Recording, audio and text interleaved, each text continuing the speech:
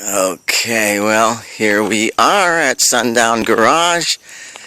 I left Harper down here for about 45 minutes to fix my turn signals on my new motorcycle, and so let's just see how things are going here. His first job alone. Hey, son. What? Harper, you were supposed to... What did you do?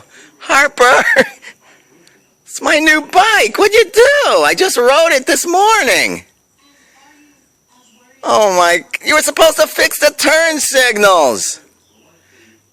Well, do they work? What? Oh my gosh, my poor bike. Oh... What'd you do? Oh, nice. Well, put it back together. Please?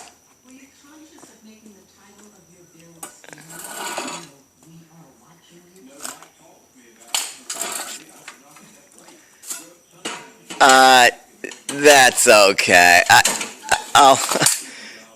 I think I'll get it. That's fine. That's fine, son. Thanks for all your help. Okay. Why don't you go see if Mom needs some help?